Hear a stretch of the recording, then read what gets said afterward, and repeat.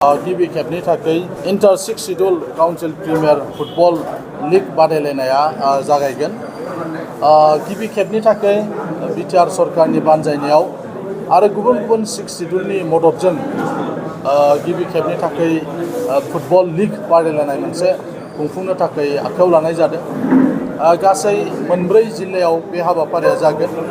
जागायजेननाय खेलाया अदालगुरिनि डिमाकुसि स्टेडियामाव जागायगोन आरो बेबायदिनो बे जागायनाय हाबाफारिखालि भारतनि मानगोनां मन्त्रि किरेन रिजिजु बिथांखौ हांख्रायहरनाय जादों।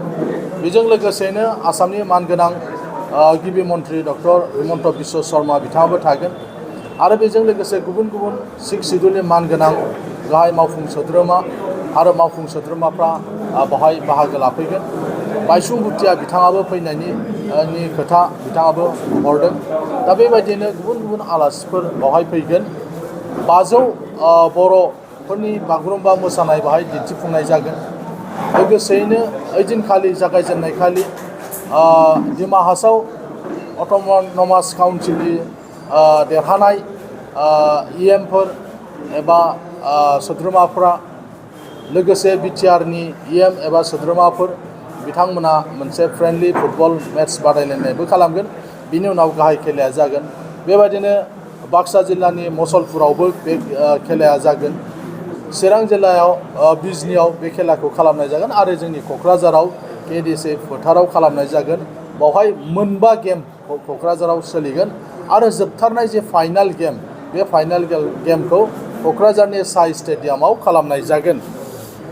दा बेवहाय जाया देरहासार जागोन बिथांमोननो 3 लाखजों लोगोसे ट्रफि होनाय जागोन आरो जाया रानार्स आप बिथांमोननो 2 लाखजों लोगोसे ट्रफि मोनसे होनाय जागोन आरो थार्ड प्लेस टीमनो 1 लाखजों लोगोसे मोनसे ट्रफि होनाय जागोन।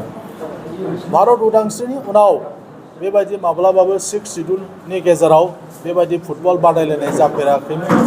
50 बोसोरनिबो बारा जानाय गोबां काउन्सिलफोर दंब्लाबो बेबायदि जों काउन्सिलजों काउन्सिल लोगो मोनलायलायनायनि खुनु राहा गैयामोन। नाथाय एबार बेबादि inter 6 schedule council premier football league होनायनि गेजेरजों काउन्सिलजों काउन्सिल लोगो मोननायनि मोनसे खाबु जाबाय आरो लोगोसे बिथांमोनजों जाहाथे जों मोजां सोमोन्दो लाखिलायनो हायो बिनि थाखायबो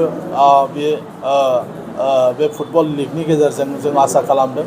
लोगोसे बे काउन्सिलनि सिङाव जिहेतु गोबां काउन्सिलजों काउन्सिल लोगो मोननायनि मोनसे खाबु जाबाय आरो लोगोसे बिथांमोनजों जाहाथे जों मोजां सोमोन्दो लाखिलायनो हायो बिनि थाखायबो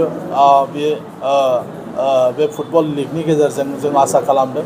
लोगोसे बे काउन्सिलनि सिङाव जिहेतु गोबां फुटबलखौ मोजां मोनग्रा फुटबल गेलेगिरि आरो फुटबलनि थाखाय मोजां मोनसे जायगा बे काउन्सिलफ्रा, बेनिखायनो फुटबल गेलेगिरिफोरखौ जाहाथे थुलुंगा होनायजों लोगोसे बिथांमोननो जाहाथे मोनसे प्लेटफर्म होनो हायो बेखौनो सिगाङाव दोननानै गिबि खेबनि थाखाय बिटिआरनि बानजायनायाव आरो गुबुन गुबुन 6 शिड्यूलनि मददजों दिनै बे फुटबल लीगखौ होनो थाखाय बेवहाय नाजानाय जादों। गासै बेवहाय 10 टीमा बाहागो लागोन। मिज'रामनिफ्राय 3 काउन्सिला बेयाव बाहागो लागोन। मेघालयनिफ्राय 3 काउन्सिला बाहागो लागोन। आसामनि जोंहा 3 काउन्सिल दङ, बिटिआर, कार्बि आंलं आरो डिमा हासाव आरो त्रिपुरानि मोनसे काउन्सिल। गासै 10 काउन्सिलफ्रा बेयाव बाहागो लागोन आरो गासैबो काउन्सिलनि चिफ आरो एक्जिकिउटिभ मेम्बार्स बिथांमोना बेवहाय फैनानै बे गेलेनायखौ नायफैगोन, थुलुंगा होफैगोन आरो बिनिखायनो जों नोंथांमोननि गेजेरजों क'क्राझारनि गासै रायजो राजाफोरखौ खावलायनो सानदों। क'क्राझाराव फैगौ 12 अक्ट'निफ्राय बे खेलाया जागोन। बिनिखायनो बयखौबो लैहोर फैनानै बे खेलायाव जेथ' बाहागो लाफैयो, नायफैयो आरो थुलुंगा होफैयो। बिनि थाखाय नोंथांमोननि मिडियानि गेजेरजों क'क्राझारनि फुटबल मोजां मोनग्रा रायजो राजाफोरखौ आङो बे समाव खावलायहरदों। फुटबल अर्गानाइजारफोरखौ खावलायहरदों।